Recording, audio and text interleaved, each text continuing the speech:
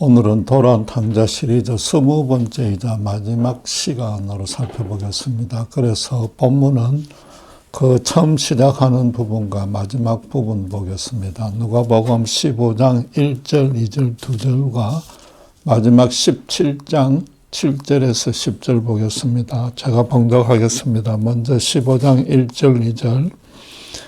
모든 세리와 죄인들이 말씀을 들으러 가까이 나오니 바리새인과 서기관들이 수군거려 이르되 이 사람이 죄인을 영접하고 음식을 같이 먹는다 하더라.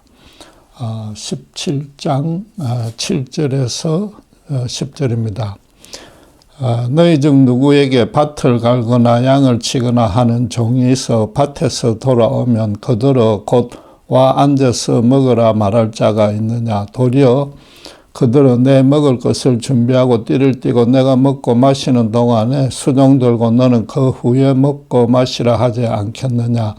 명한 대로 하였다고 종에게 감사하겠느냐.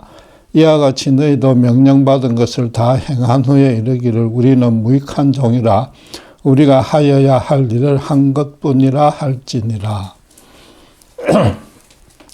누가복음 15장 1절에서 17장 10절까지 예수님은 바리새인과 제자들에게 번갈아 가면서 7개의 비유로 가르쳤습니다. 세부적으로 따지면 각기 그게 다른 내용이나 놀랍게도 그 전체를 아우르는 한 가지 공통된 주제가 있었습니다. 마지막으로 그 전체를 관통하는 주제가 무엇인지 살펴봄으로써 돌아온 탕자 시리즈의 결론을 맺고자 합니다. 거의 모든 그런 서두에 그 글을 쓰게 된 계기나 주제를 먼저 제시한 후에 그 의미를 풀어서 설명해 나가다가 마지막에 다시 그 주제에 맞는 결론을 내립니다. 주님의 일련의 가르침을 시작하고 마치는 두 성경 본문을 한번 비교해 보십시다. 저자 누가가 처음에 언급한 내용을 마지막에 다시 되풀이하는 게 하나 있는데 그렇다면 그것이 바로 전체의 주제가 될 것입니다. 무엇인지 아시겠습니까? 예수님이 당신의 백성과 함께 식사하는 문제입니다.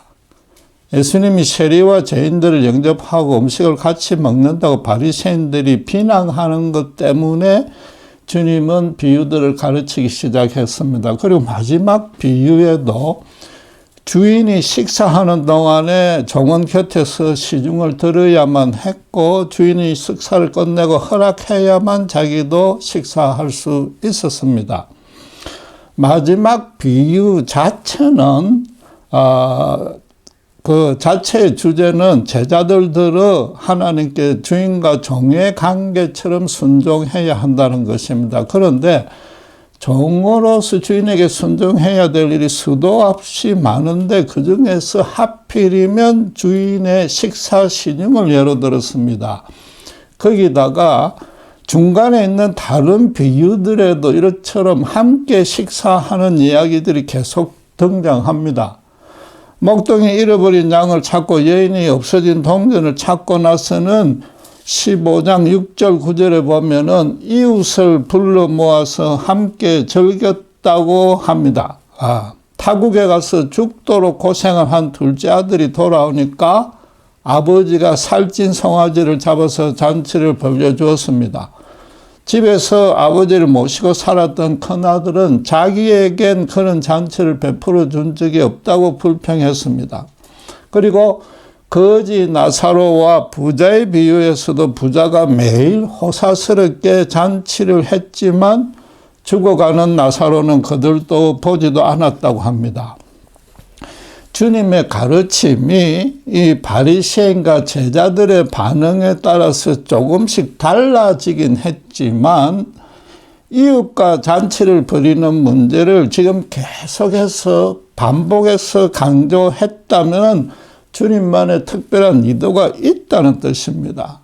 말하자면 주님이 세리와 죄인과 식사 교제하는 것을 바리새인들이 비방한 일을 보고 당신께서 보시기엔 그게 한두 번의 가르침으로 쉽게 깨우쳐지지 못할 너무나 큰 죄라는 겁니다. 그럼 그것이 왜 그렇게 큰 죄가 되는지 되짚어 볼 필요가 있는 것입니다. 가장 먼저 바리새인들에게 잃어버린 양과 동정과 아들들을 찾는 비유 셋을 말해 주었습니다. 당신의 택한 백성들이 길을 잃고 온갖 고난과 제약 속에 신음하고 있다면은 하나님은 어떤 희생을 치르더라도 반드시 되찾으시고 찾고 난 다음엔 크게 기뻐하신다는 뜻입니다. 말하자면 예수님 당신이 이 땅에 죄인을 구원하러 온 하나님이시고 또 바로 그런 목적으로 세리와 죄인과 즐겁게 식사 교제를 나눴다는 뜻입니다. 그런데 너희는 바리새인들 너희는 아버지께 불평한 첫째 아들처럼 왜 당신을 비난하느냐고 변정한 것입니다. 그 후 제자들에게 불의한 청지기의 비유를 말해 주었습니다. 바리새인들은 자기들 평안을 위해서 돈으로 사람들을 조종함으로 자기들에게 유익이 되거나 마음에 드는 자들만 교제했다는 뜻입니다. 그러나 그렇게 해서는 이 땅에서의 일시적인 안락은 얻을지 몰라도 영원한 구원에서 제외된다고 주님은 말씀했습니다. 그래서 제자들들은 하나님과 재물 두 주인을 섬기지 말고 오직 하나님만 주인으로 모심으로써 영주할 처소를 준비하라고 가르쳤습니다. 마지막 비유의 내용과 똑같이 종임으로 주인에게 순종해야 된다는 것. 하나님만 주인으로 모시고 순종해야 된다는 점을 이미 강조했습니다. 여기서는 예수님은 율법을 수여한 하나님의 입장에서 참된 제자도의 길을 제시해 준 겁니다. 돈을 좋아하는 바리새인들이 그 가르침을 옆에서 듣고 있다가 비웃자 주님은 그들에게 거지 나사로와 부자의 비유를 말해 주었습니다. 바리새인들을 상징하는 부자는 매일 호사스러운 잔치를 즐기면서도 세리와 죄인을 상징하는 거지는 대문 밖에서 죽게 내버려 둠으로써 엄부에 떨어지는 심판을 받았습니다. 주님은 특별히 아직 살아 있으면서도 똑같은 잘못을 범하는 바리새인 형제들에게 영계에서 메신저가 가서 그 잔혹한 엄부 심판을 정언 경고해 줘도 믿지 않을 것이라고 강조했습니다. 바리새인들들어 지금 말하는 이 비유의 뜻을 제발 깨달았다면은 죽은 후에는 제2의 기회가 없으니 늦기 전에 회개하고 사람들을 예모로 차별하고 배척하지 말라는 뜻이었습니다. 그런데 이 엄부의 비유는 예수님이 영계에서 구원과 심판을 주관하는 자가 아니라면은 가르칠 수 없는 비유였습니다. 마지막으로 다시 제자들에게 겨자씨와 주인과 종의 관계에 대한 비유 두 가지를 말씀해 주었습니다. 그 전에 제자들들어 바리새인들과는 달리 아무리 큰 허물과 잘못을 범해도 형제가 회개하고 돌아오면 끝까지 용서해 주라고 가르쳤습니다. 그 용서해 줄 대상에는 당연히 세리와 죄인들은 물론이고 바리새인들까지 포함됩니다. 그러기 위해서는 겨자씨만 하더라도 순전한 믿음이 필요한데 그 믿음은 스스로 노력하여 키우는 것이 아니라 주인을 진심으로 사랑하는 충성된 종이 먼저 되는 것이라고 가르쳤습니다. 그래서 최종적으로 종은 자기는 무익한 종이니까 사례를 전혀 받지 않아도 마땅히 행해야 될 바를 행했다고 고백하는 것으로 일련의 가르침의 끝을 맺었습니다. 이 마지막에 주인과 종의 비유를 당시 지금 이 상황에 비유하면 대입하면 어떻게 됩니까? 성자 하나님이신 예수님이 세리와 죄인을 초대해서 식사를 하고 있기 때문에 하나님의 종으로 세워진 바리새인들은 마땅히 옆에서 시중 들고 있어야 하는데 뒤에서 비방했다는 뜻입니다. 바리새인들은 하나님의 종이면서도 하나님보다 돈을 더 좋아해서 하나님의 보상이 따를 때만 순종했고 백성들에게도 자기들처럼 행하라고 가르쳤던 것입니다. 주님은 그래서 제자들에게 스스로 조심하여 절대로 그들의 본을 받지 말라고 명한 겁니다. 결국 이 모든 비유의 주제는 영원한 구원과 심판이었고 예수님이 바로 그 일을 주관하는 하나님이란 사실을 직접 간접으로 계시해 준 겁니다. 한마디로 예수님 당신이 모든 인간의 주인이라는 겁니다. 제자들도 잃어버린 양이었는데 당신께서 되찾았고 이제 앞으로 거룩하게 변화시켜서 새로운 시대를 위한 종으로 세우시겠다는 뜻인 겁니다. 먼저 된 종인 유대교 지도자들은 형제를 3번만 용서하면 충분하고 원수를 미워해도 된다고 가르쳤습니다. 이제 예수님에 의해서 나중된 종 제자들은 하루에 7번이라도 자기에게 잘못하는 자는 물론이요 원수까지 사랑해야 된다는 겁니다. 그래서 그 단적인 예로 유대사에서 통용되는 윤리 종교의 규정에 어긋났다는 이유만으로 세리와 죄인과 함께 잔치를 벌이지 않는 그런 잘못은 절대 범하지 말라는 겁니다. 세례 요한이 옥중에서 자기 제자를 예수님에게 보내서 오실 리가 당신이니까 아니면 다른 일을 기다려야 되는지 물어보았습니다. 들려오는 소문에 의하면 예수님은 세리나 죄인 같은 사람들과만 교제하지 로마를 물리칠 궁리는 전혀 하지 않는다는 겁니다. 거기다가 자기는 헤롯의 불법에 항거해서 회개하라고 꾸짖는 바람에 지금 그 큰 고초를 당하고 있는 반면에 메시아로 오신 예수는 편안하게 앉아가지고 유대사의 불법과 무슨 죄악을 고쳐주지 않고 있다는 겁니다. 그걸 이제 따지고 싶었던 겁니다. 주님은 그 요한의 제자들에게 누가복음 7장 22절에 맹인이 보며 못 걷는 사람이 걸으며 나병 환자가 깨끗함을 받으며 기름 먹은 사람이 들으며 죽은 자가 살아나며 가난한 자에게 복음이 전파된다고 너희가 보고 들은 대로 전하라고 대답해 주었습니다. 로마나 헤롯을 물리쳐서 정치적 사회적 질서를 바로잡는 것이 메시아로서 할 일이 아니라는 겁니다. 맹인, 안전병인, 나병 환자, 기먹은 자를 고치고 죽은 자를 살리는 것은 현대 첨단의학으로도 불가능한 일이므로 그건 하나님만이 할 수 있는 기적이었던 겁니다. 예수님 당신이 하나님이라고 선포한 겁니다. 그 하나님이 직접 아픈 자를 고치고 눈물을 닦아주며 무엇보다도 심령이 가난한 자들에게 천국 복음을 전하러 직접 왔다는 겁니다. 주님은 특별히 이사야서 35장 6절을 인용해서 그대로 대답해 주었습니다. 구약 성경이 메시아가 오시면 이런저런 일을 행할 것이라고 예언했던 그대로 내가 수행하고 있으니까 요한 너도 구약 성경을 안다면 잘 생각해 보라는 겁니다.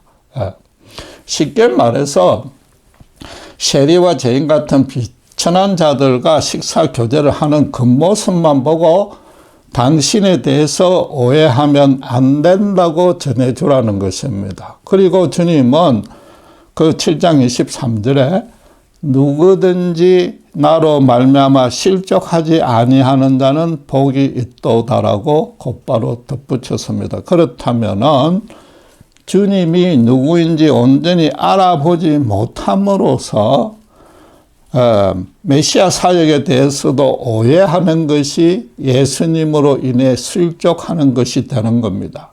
그리고 실족하지 않는 자는 복을 받는다고 했으니까 예수님의 정체성과 십자가 사역의 의미를 정확히 깨달아 복음을 은혜로 받아들이면 구원을 얻는다는 겁니다. 반대로 복음을 배척하면 아무리 인간 세상에서 존경받는 도덕군자요 종교인이라도 심판을 받는다는 겁니다. 예수님이 당신을 믿어야만 구원받는다고 했으니까 분명하게 자신은 하나님이라고 선언한 겁니다. 이건 유대인 인간 랍비라면은 두려워서라도 절대로 입에 올리지 못할 말입니다. 한국교회에서 오랜 기간 동안 외쳐왔던 구호대로 바꾸자면 예수천당 불신지옥입니다. 이 구호에 대해서 세상 사람들은 아주 큰 반감을 갖습니다.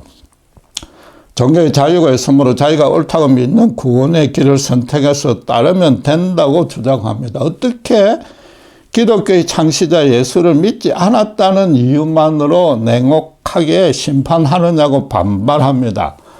예수님은 원수까지 사랑하라고 가르친 자비하신 분인 줄 자기들도 다 아는데 그 자기를 믿지 않는다는 이유 하나만으로 그분이 냉혹한 심판을 할 리가 없다는 겁니다. 만약 그렇다면은 그건 이율배반적인 하나님이 되니까 믿을 필요도 없다고 반박하는 겁니다. 불신자들이 그런 얘기를 하는 것은 성경을 모르니까 이해해 줄 만합니다. 문제는 일부 기독교인들이 지옥은 없고 다른 종교에도 구원의 길이 있으니까 자기들이 알아서 믿으면 된다는 그 세상 이견에 동조하고 있습니다. 여러분, 사후에 어떤 형벌도 없다면은 사실상 그건 구원받은 셈입니다. 저라도 이 땅에서 실컷 호사스럽게 살다가 죽겠습니다. 바울 사도도 부활이 없으면 예수 믿고 거룩하게 살아가는 신자만 가장 불쌍하다고 선언했지 않습니까? 예수님의 정체성을 모르거나 알고도 짐짓 부인하면 어떤 결과가 되는지 바로 이 바리새인들의 그 후의 행적을 보면 쉽게 알 수 있습니다. 그들은 알다시피 모세율법이 명시하지 않았는데도 단순히 자기들의 편리에 따라서 세리와 쟁가의 교제를 금지시켰고 또 안식일 규정 같은 여러 부수 규정들을 첨가했습니다. 그랬던 그들이 막상 자기들이 정한 규정마저 스스로 크게 어긴 적이 한 번 있습니다. 산헤드린은 예수님을 6월절 절기 마지막 날인 안식일 전에 나무에 매달아 죽이기로 이미 결의했습니다. 산헤드린은 유대의 행정, 사법, 입법은 물론이고 종교까지 관장하는 최고 권력기관으로 70명의 공회원들과 대제사장이 의장으로 구성되어 있는데 그 공회원들이 주로 바리새인들이었습니다. 그런데 밤에는 공회를 소집할 수 없었는데도 한밤중에 오직 주님을 죽이려는 목적만으로 공회를 소집했습니다. 피고인 예수님을 변호해 줄 정연들은 전혀 세우지 않고 반나절 동안에 6번의 재판을 졸속하게 진행시켰습니다. 그리고 재판 심리를 진행한 후에 형량에 대한 선고를 내리는 것은 하루를 쉬고 난 후에 하게 되어 있었습니다. 왜냐하면 재판 중에 자기 생각이 어떤 한쪽 논리에 빠져서 기울여지거나 혹시라도 개인적인 감정이 생겼을 수 있으니까 최하 하루 정도는 쉬면서 냉정하게 그 마음을 가라앉히고 판결을 신중하게 객관적으로 내리라는 뜻이었습니다. 그러나 다음날 해가 져서 새날이 시작되기 전까지 주님을 나무에 매달아야만 했기 때문에 밤새도록 잠도 자지 않고 재판 과정을 급하게 6번이나 몰아간 겁니다. 실제로 사형 선고를 내릴 권한을 가진 로마 총독 빌라도조차 그 무죄임을 확신하고 자꾸 풀어주려고 노력했습니다. 그런데도 군중을 선동해서 로마 황제에게 총독 너의 비리를 고발했다고 협박해서 기어이 십자가 처형 선고를 받아냈습니다. 이 바리새인들은 예수님이 자기들 말은 듣지 않냐고 안식일에 병자를 고치고 세례와 식사 교제를 하는 것 때문에 자존심이 크게 상했습니다. 또 그동안 유대교에서는 체험하지 못했던 예수님의 치유와 사랑을 맛보자 이 대중들의 인기도 급속하게 주님께로 옮겨져 갔습니다. 그러니까 자기들의 종교적 권세와 경제적 이득이 줄어들 것이 크게 염려됐습니다. 처음에는 그들도 예수님이 메시아일 가능성이 다분하다고 보고 조사단까지 파견했습니다.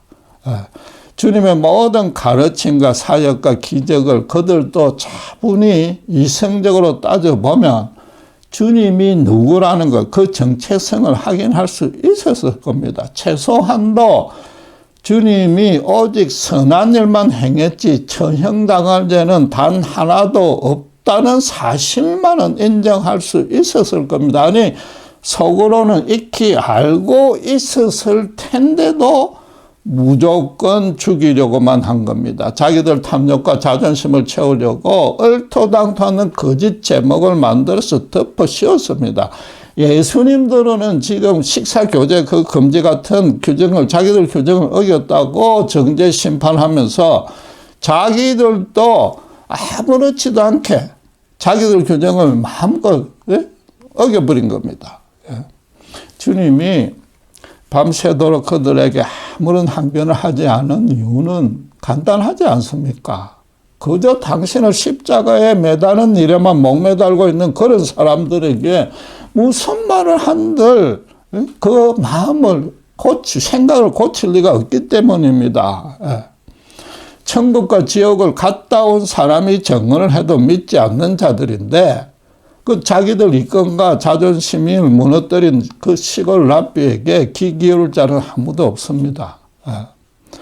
그들로서는 나사렛 이단 예수를 하나님께 저주받는 모습인 나무에 매달아 죽어버리면은 유대 대중들도 누가 세상을 다스리는 권력을 가지고 있고 누가 자기들을 보호해 줄지 똑똑히 다시 알게 될 것이라고 정략적인 계산만 한 겁니다.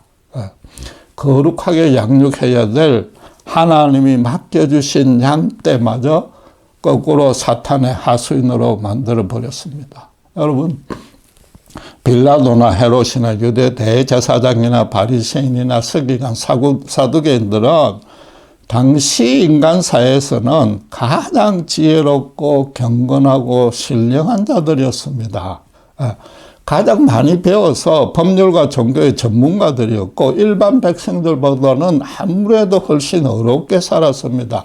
사람들도 그들의 그 모습만 보고 존경했습니다. 그러나 그들의 진짜 속 사람은 이처럼 너무나 추악했던 겁니다. 여러분 지금 유대인들 특유의 종교적인 편견이나 그 오류 집착을 탓하는 게 결코 아닙니다. 오늘날 미국이나 한국에서 최고 인류대학을 졸업하고 그 어려운 고시를 패스해서 정치하는 사람이나 비트코인, 주식, 부동산 투자의 천재적인 수단으로 큰 돈을 버는 사업가들 같은 사회 지도층이 사실상 가장 부패하지 않습니까? 가장 똑똑하고 어려운 자들이 범하는 죄악인지라 사실은 가장 교묘하고 엄유하며 규모 면에서도 가장 큽니다. 그러나 그들도 똑같이 법률이나 구변에 워낙 능통하시니까 잘못한 것에는 완전히 시침되고 계산한 논리로 오히려 자신의 정당성을 강조하고 있습니다. 일반 대중이라고 해서 사실은 별로 다르지 않습니다. 우선 남들보다 훨씬 자기가 착하고 어렵다고 자부 내지 착각하기는 똑같습니다. 겉으로는 그 부패한 지도층을 입에 거품을 물고 욕하면서 속으로는 그들이 너무 부러워서 그들처럼 되고 싶어서 안달이 납니다.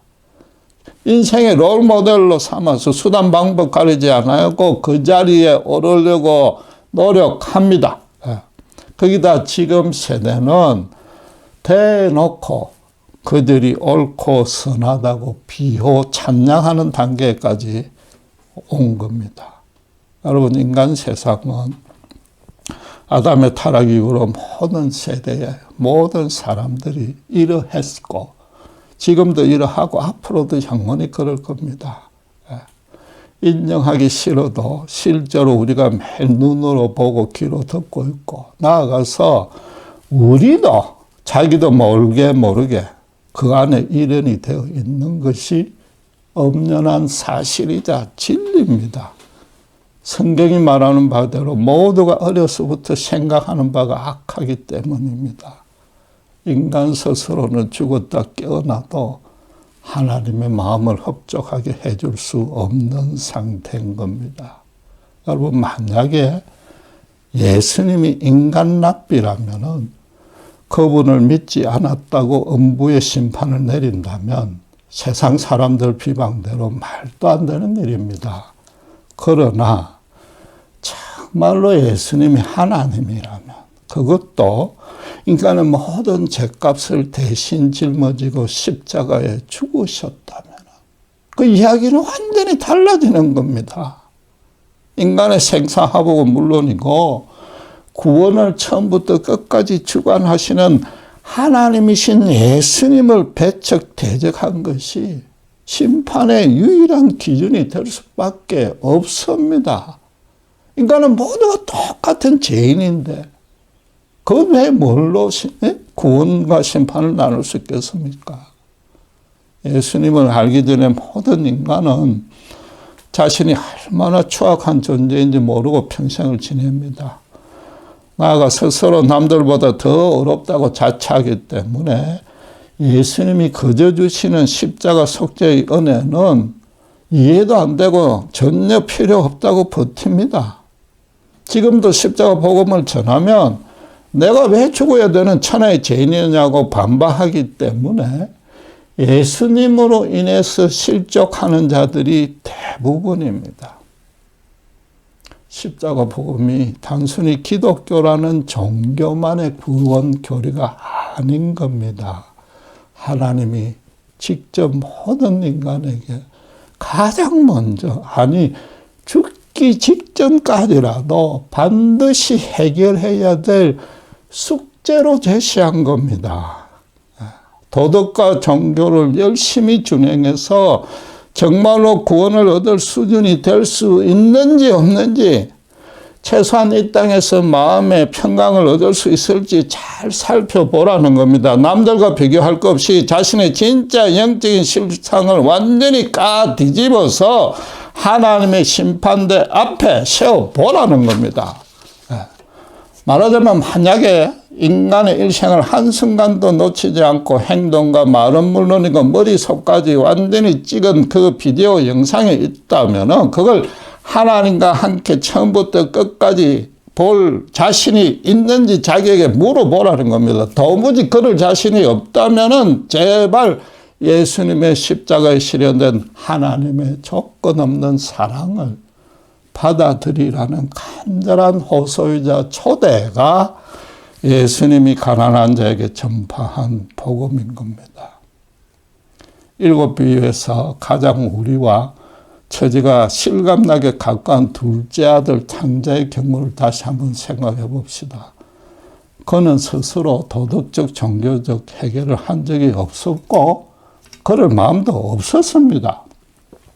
큰 기근이 닥치자 그동안 돈으로 사귀었던 친구들도 전부 자기를 외면했습니다. 그래서 돼지 사료라도 좀 얻어먹으려 했으나 그마저 거절당했습니다. 아직도 그는 비록 짐승처럼 돼지처럼 살더라도 아버지 즉 하나님의 집으로 돌아갈 마음이 없었던 겁니다.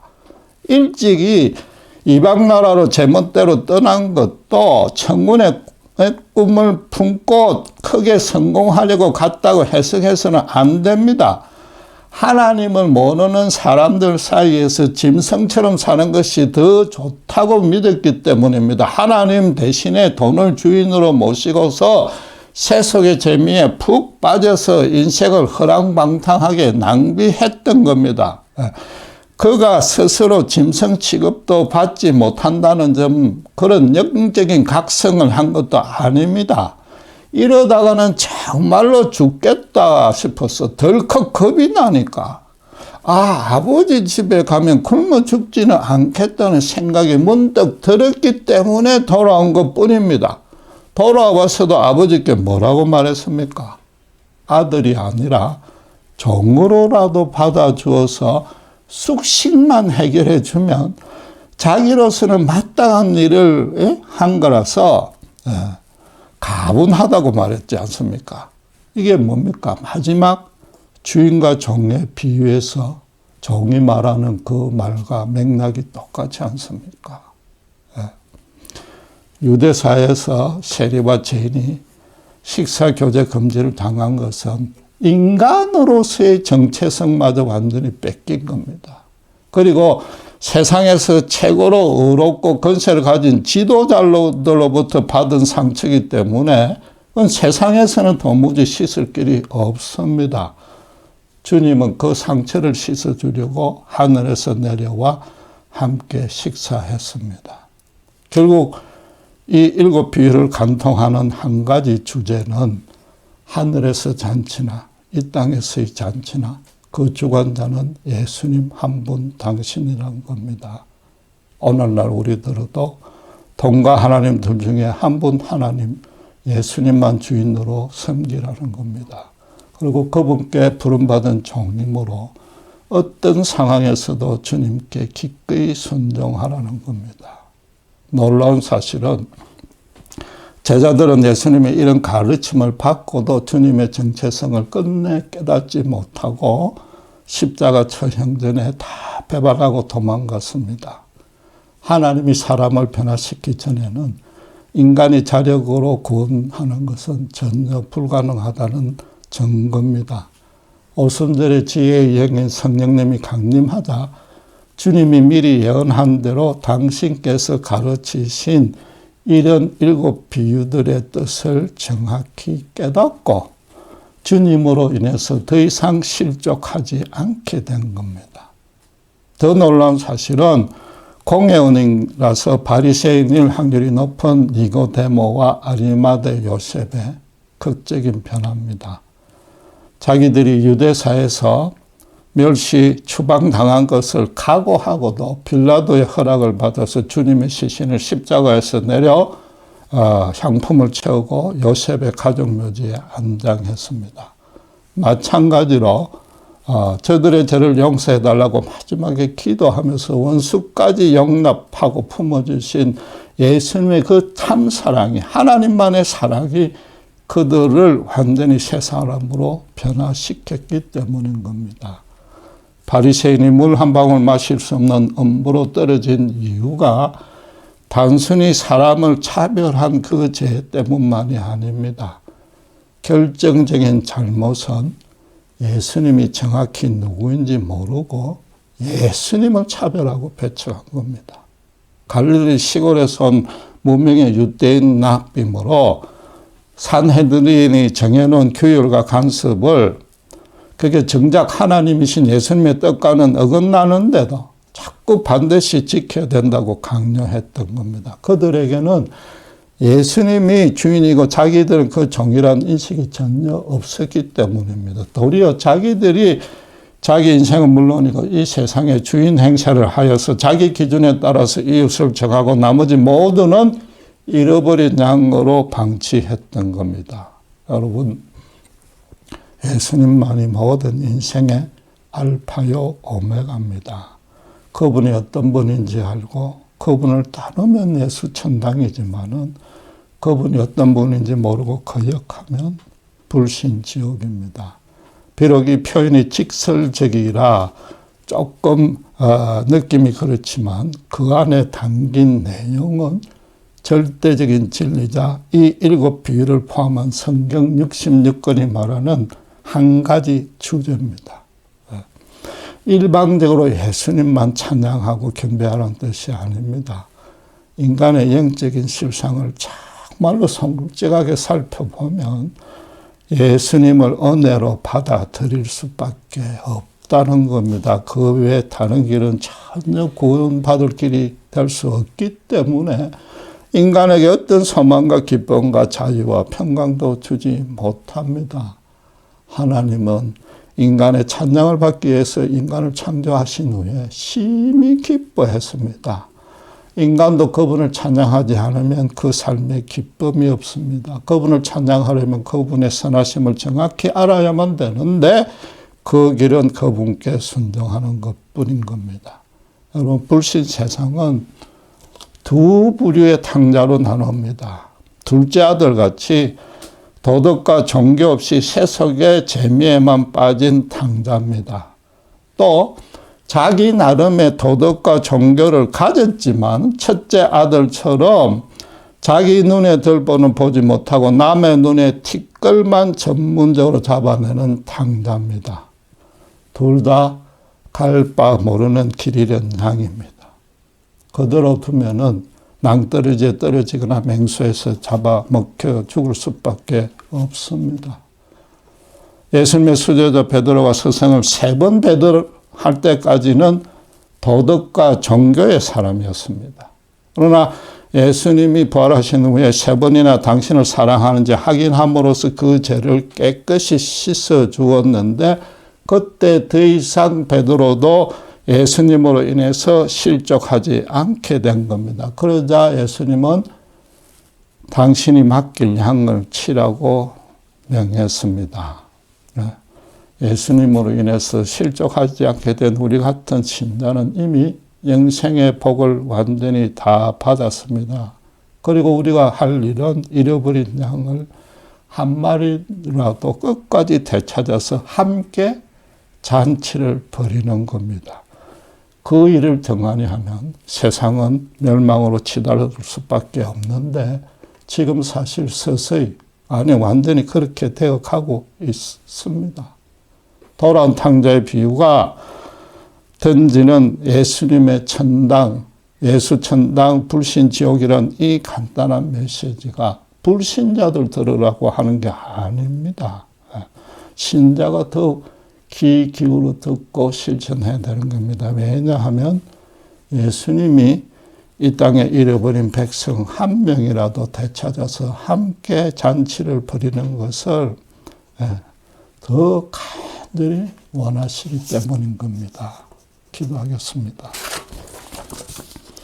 하나님 아버지 늘 감사합니다.